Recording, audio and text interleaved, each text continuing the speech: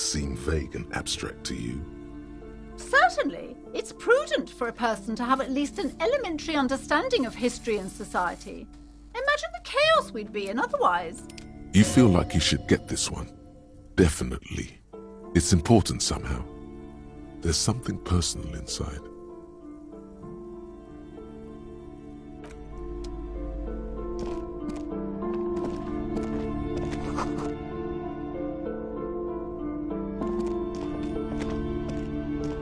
Several maps have been attached to a bulletin board hidden inside the alcove. They're held up by small pins. The board has come loose from one corner. The maps look old and faded. Your eye catches a map of Insulinda, a map of Revachol, and a map of Martinaise. I'm sorry, officer. The map of Martinaise is the only one available. The other two are not for sale anymore. And besides, you could scarcely afford them. They're quite valuable, though they might not look it. The map of Martinaise is 90 cents, though. Yes, yes. Are you interested or not?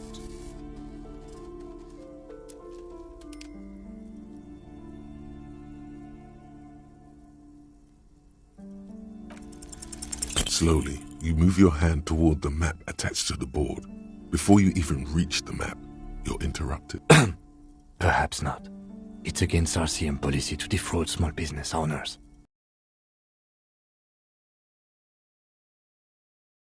The north coast of a verdant island is shattered by the delta of a river. It is the River Esperance. Countless teeming with life forms and construction. To the east, rolling hillsides, Le Jardin, Stella Marie, the suburbs of Saint-Baptiste, swallowed up into the megacity. They sound rich to you.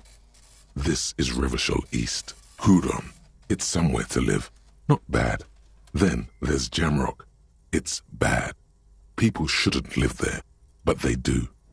Then Faubourg. It's almost as bad, and much larger. Then Coal City. It's the worst. It's so small you can't even see it on the map. No, wait. There it is. North of Jamrock. The strip of coast next to the Greater Revachol Industrial Harbour. It looks downright despondent. It's almost Coal City, to be honest. No, this is somewhere to be. This is all you have. But it's still something. Streets and sodium lights, the sky, the world. You're still alive.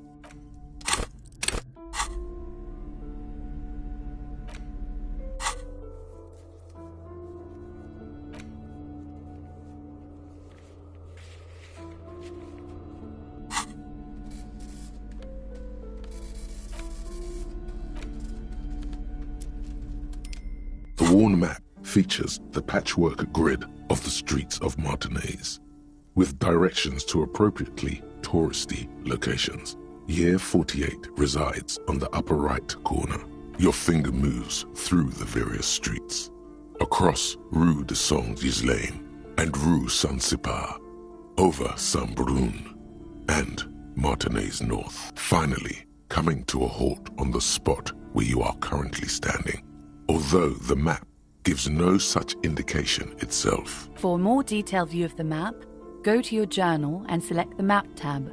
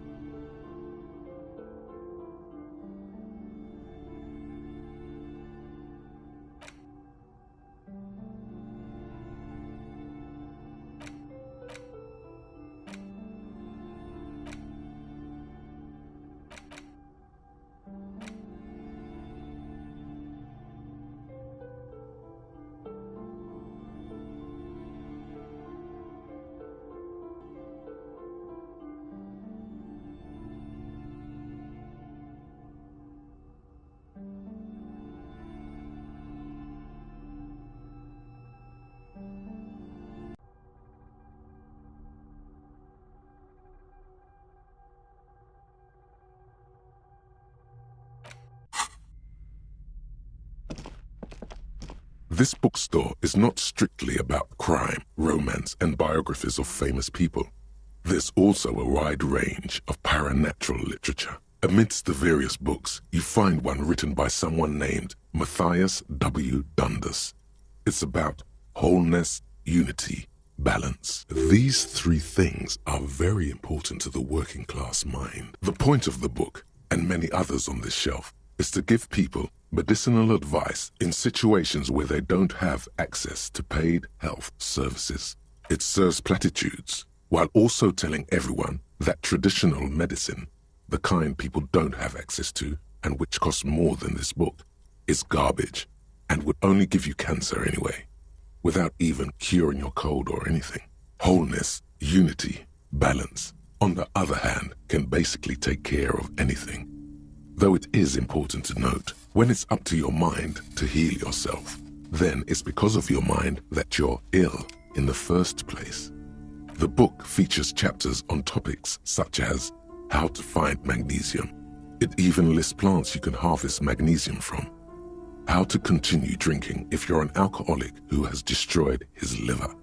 And there's even a chapter on the ancient Seraïs tradition of using duck gallbladder preservatives to treat and prevent sexually transmitted diseases.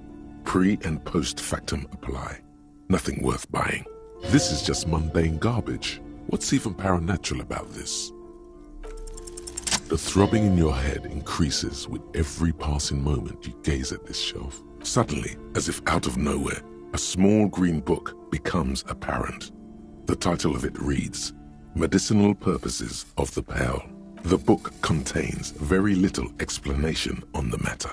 This knowledge seems to be taken for granted. The book contains descriptions of various pseudoscientific therapies, alternative medicines, and folk remedies involving the pearl, also known as le territoire. For example, it recommends vigorously swatting one's naked body with a venik or hand broom, made from the leafy twigs of a young birch tree from the near pearl. It is supposedly invigorating and good for the circulation. It also recommends consuming distilled spirits like vodka or whiskey that have been aged in the pearl. Readers are instructed to cover these jars in a shallow hole just inside the pearl and leave them there for 30 to 60 days, depending on the potency desired. Among other benefits, it is alleged to restore a damaged liver to perfect health. That seems improbable. Is it any more improbable than anything else that human beings put their faith in?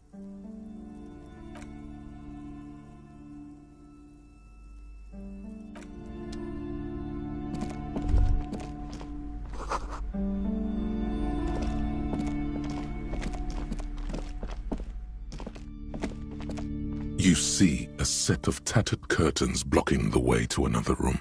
A strange cage-like trinket dangles from the curtains. Excuse me, officer. The back room is strictly for employees only. You see some kind of charm, an irregular polyhedron assembled from bones, sticks, and straw. Inside, a disturbing fish head with empty eye sockets stares at you. This is a traditional Seminese ward, meant to provide protection against ill luck, bad dreams, curses, and other supernatural scourges. Inhabitants of Île de Fantôme, the Seminine Islands down south. Aside from poking at it suspiciously, there is nothing else to do with the fish head charm at this time. The curtains remain shut before you. Just as you're about to pull apart the curtains, the petrified voice of the shop owner cries out once more. Sir, don't touch that. I told you it's off limits for the customers. Parapsychologically speaking, we're done if you decide to open them. I won't be held responsible for the consequences. It's too dangerous. She looks away, mumbling. Why is everyone always messing with the curtains? Why can't they just buy books like normal people?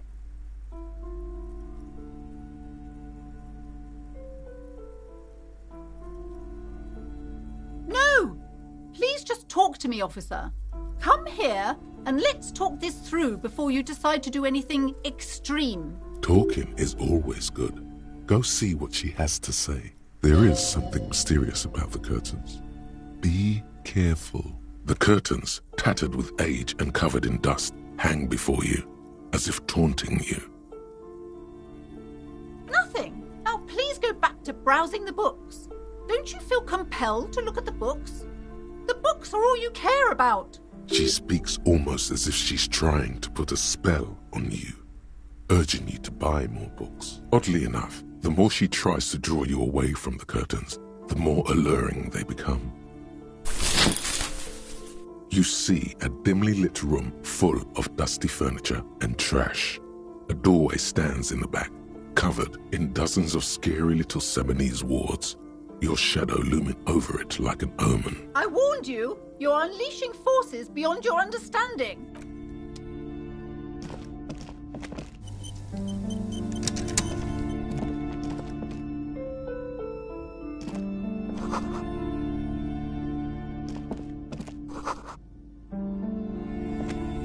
A heavy door with a missing handle stands before you, covered in dozens, if not hundreds, of Seminese trinkets and charms. It appears to be locked. Only an echo. No one is there.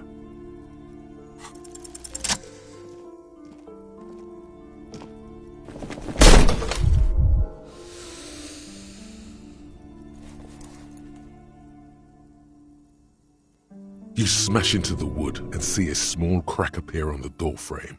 It's going to take one more try to break through to the other side. But you've done it. You're not thinking of trying again, are you?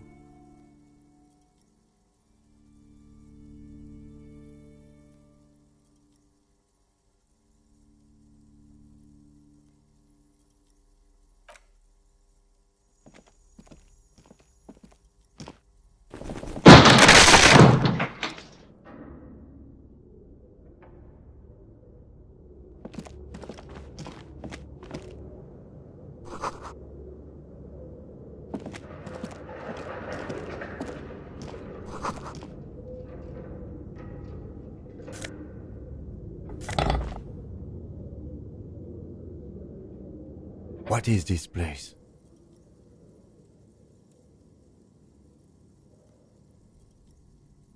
We don't have to explore an abandoned gym, you know? Besides, no one's been here in ages. I doubt the electricity still works. Good thing we have a flashlight on us. Don't forget to take it out of your bag before we move on. An eerie feeling rises in your chest. Yes, because it's closed. No need to look for supernatural explanations where a banal one will do. Now let's move on, shall we?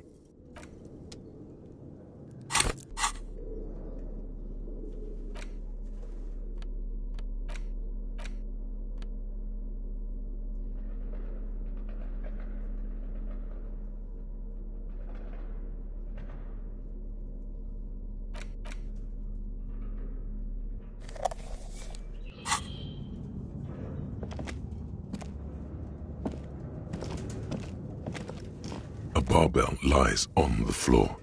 The color has worn off its weight plates. It's 60 kilograms. Your triceps hum at the sight of these weights. Show the world what kind of beast it's dealing with. Lift them. There are no collars on the barbell. This is a safety hazard. Why does it feel so familiar?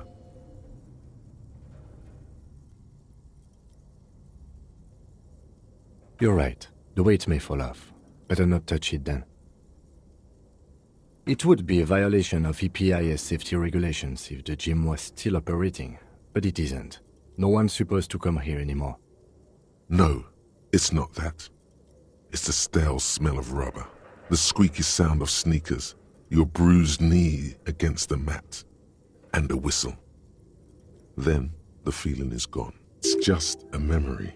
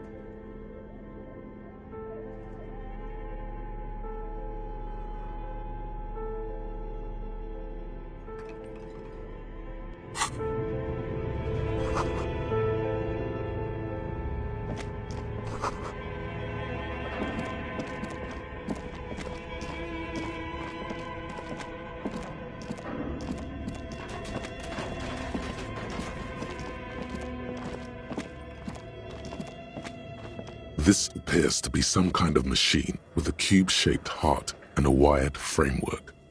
The keyboard has a rectangular on-off button. A piece of paper still hangs from the printer. A radio computer.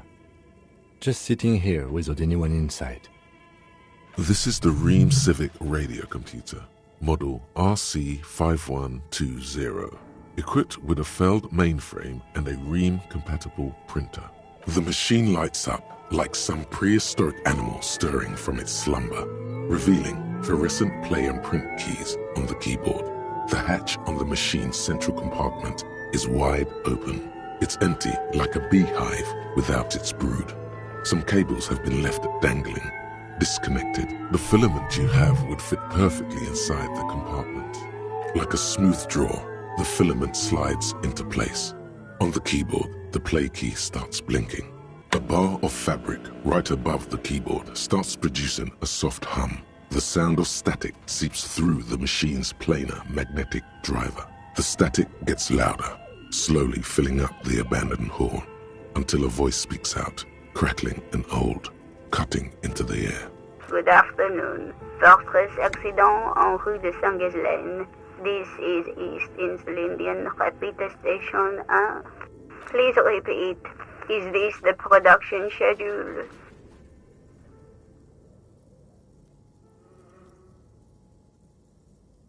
The filament you have inserted into the reader. Yes. Is that the production schedule? If you are unsure, could you please take a look? Open the hatch on the compartment. Don't. The core is safe. There's a filament inside. I need to know what it's called. Password. Of course it would have a password. That's why there's a human administrator involved. No. A hint system is not part of the protocol for repeater stations. Still no. I am contractually obliged to protect the privacy of the filament holder for stress accident.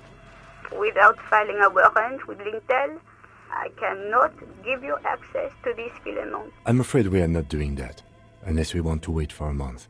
Now, can you please repeat the password? Received.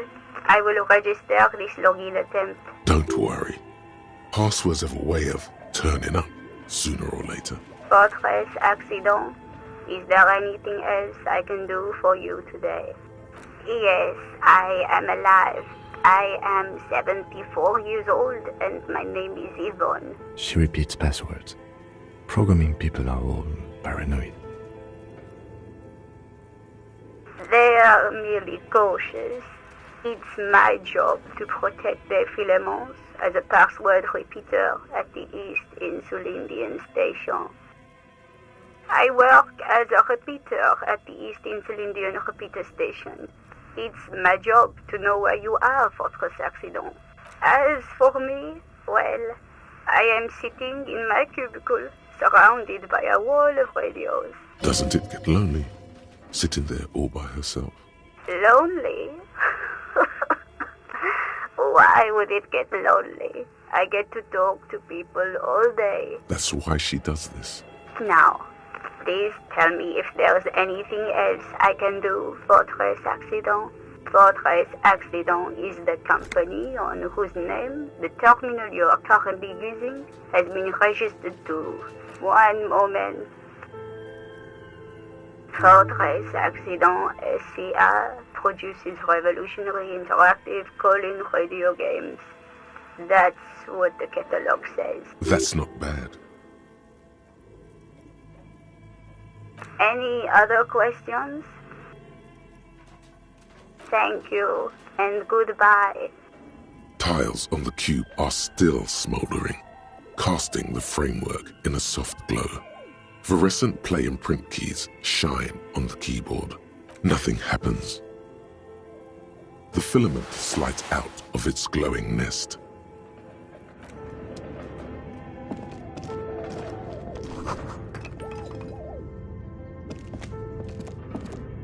This old fireplace is covered in lines drawn in blue and red marker, the mesh spreading over the stone like blood vessels on alabaster skin. It looks ghostly and strangely ancient. The whole thing resembles Kadran mosaic tiles. Very pedantic. History classes, students with their textbooks open, studying the roots of our civilization. Those aquarelle blue tiles looked beautiful in the sun. Radio frequencies, it seems. UKV 123.6, UKV 123.7, UKV 123.9. Some written notes, too. Sparse and cryptic, unclear. It looks like a cardiovascular system split into veins and capillaries. Very advanced. You think so? The web is comprised of radio stations, all lead back to one red heart, titled the Game Master Frequency. A note says, this one can listen in on any station it wants. They must have had massive airwidth. These things don't come cheap. Whoever decides to call in to a call-in station, it looks like all of this is gone, left unrealized. There's no way a little basement studio working here could pull anything like this off. My God. It's as if the less money they had, the more ambitious their project became. Exactly. This schedule, I know doom when I see it. The company was running out of funding. Nothing. It's just lines on marble. An echo from times long gone. No one has used the fireplace in ages. Tiles on the cube are still smoldering.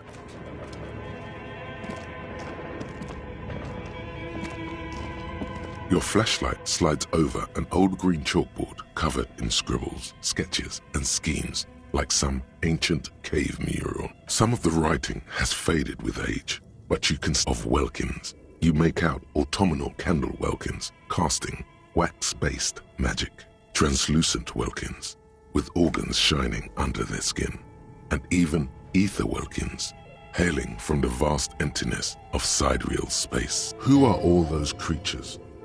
Fantasies of a tortured, feverish mind? You should adopt one of those welkins as your persona. No longer a mere man, but a welkin. One of the welkins, towering among the rest, appears to be different, however. It's Vara Hamira, a high welkin, his face white and scarred like cracked marble. This is clearly a welkin supremacist. The note says, all non-welkin races will be purged. The Haldor, the Tworg, the humans, and even headless men, all of them, purged. Imagine a world filled only with welkin, green welkin, dread welkin, and the high welkin to rule them all. An inordinate amount of time has gone into drawing these little welkin creatures.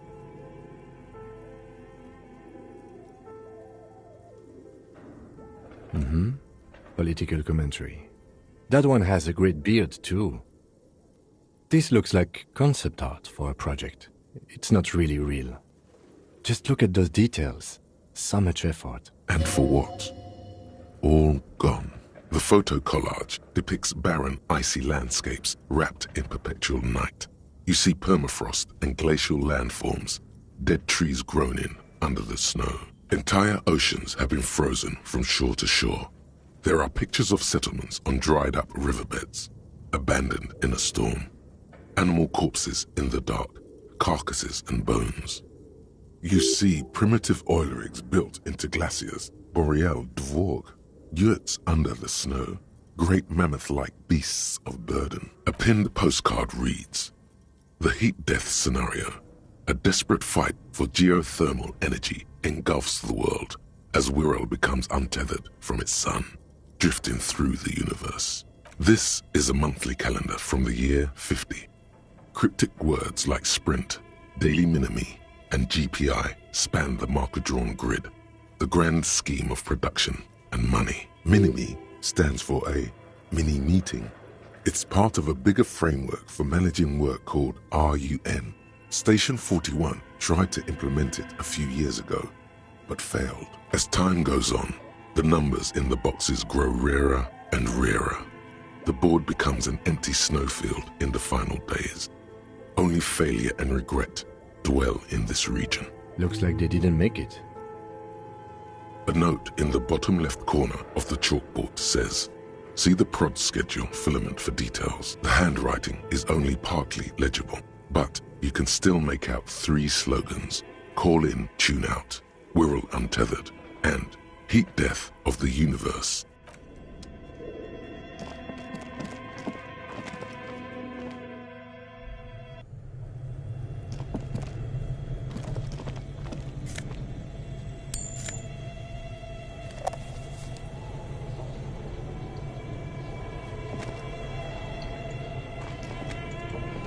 Okay.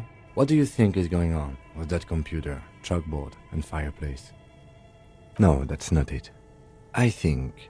Like he's ready to lay out a fine theory, crafted together like a puzzle box. It looks like one of those popular pen and paper role-playing games. Only these people were trying to automate it, make it work on radio computers. Utter madness, he thinks, as a compliment. Indeed, those Welkins are a dead giveaway. Role-playing people love that stuff. The world looks like a modified version of the WeWorld board game, with heat death thrown in. Super cool. Someone should give them millions of real immediately. This game is too good to be left unfinished. No idea. They stopped filling out the schedule on the chalkboard. Through call-in stations, none of the players have to be physically present. Anyone in the world can participate in the game, as long as they have a two-way radio. Then there's the game master frequency that listens in on the smaller call-in stations. I think that was supposed to coordinate the stories, functioning as a master of ceremonies of sorts. Coordinating so many games would take a whole switchboard of people, possibly divided into sub-frequencies. Not to my knowledge. They make automated games in Graz, Messina, Königstein. You know, places with industry. Not in Revachol West, among the ruins. But I don't think anyone has attempted to create an inter-isolary game before. We just don't have the technology. Indeed, it's ambitious and untethered from reality, but...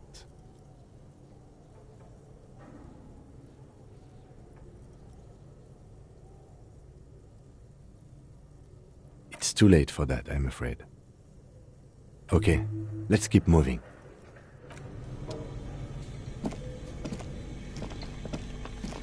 You see a terrifying ice bear with a strange compartment in its belly. The door is covered in frost and the bear's eyes are glowing red.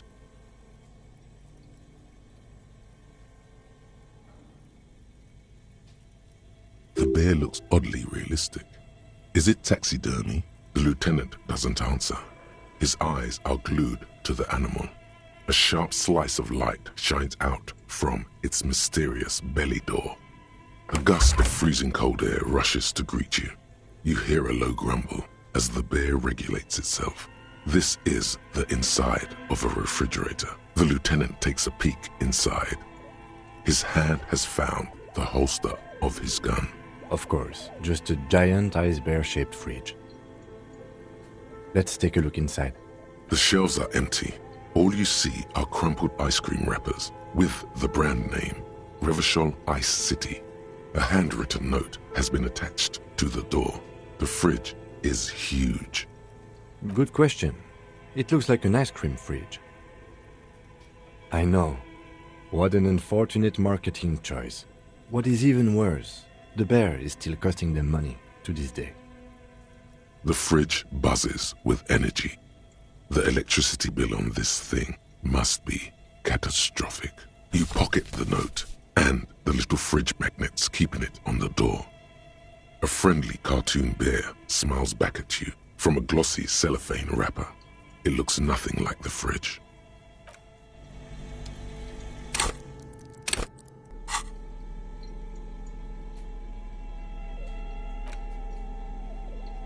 The note is written with a blue pencil on a piece of lined office paper. The kitchen magnets have left spots on its surface. Does it say anything interesting?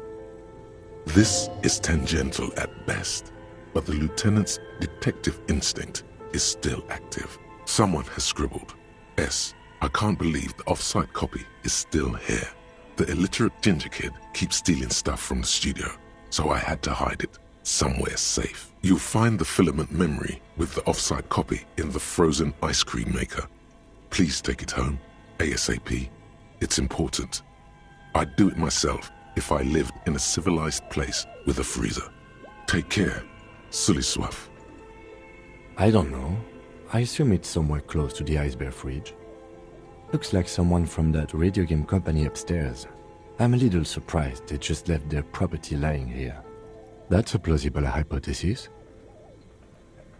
It belongs inside a radio computer, storing its memory. It's like a tape. You listen to disco tapes, right? It's like one of your disco tapes, only for a computer. It's like the production schedule you found. Only this one's an off-site copy. Really? You don't have a single guess? Oh, I'm sure that child would love to get his hands on the filament memory. Even if he doesn't know what to do with it, he'd probably try to pawn it for speed, based on our encounter.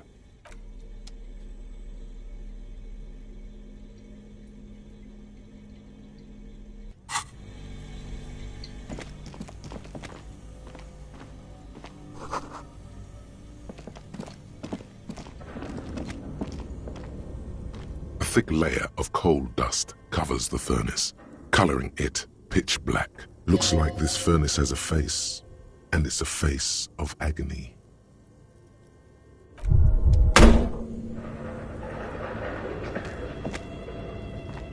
You feel something in your chest, an unnatural pressure. It's spreading to your left arm, your jaw.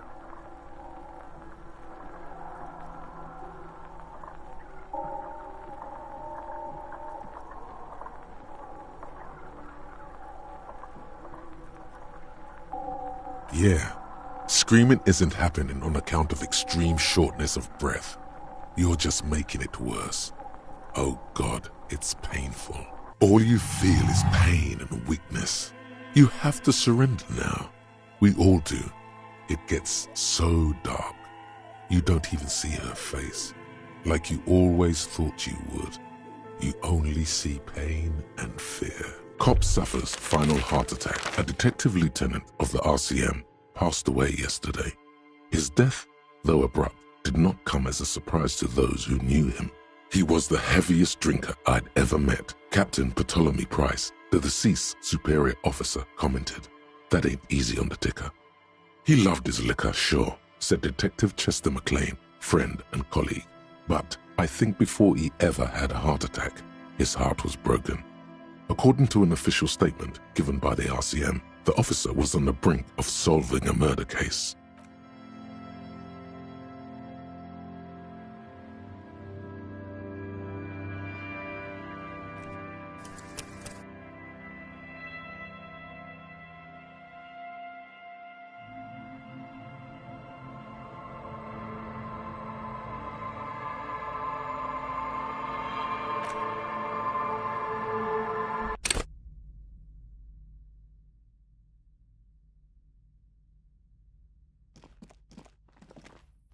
A heavy door with a missing handle stands before you, covered in dozens, if not hundreds, of Seminese trinkets and charms. It appears to be locked. Ow! Shoot! Who's Morocco?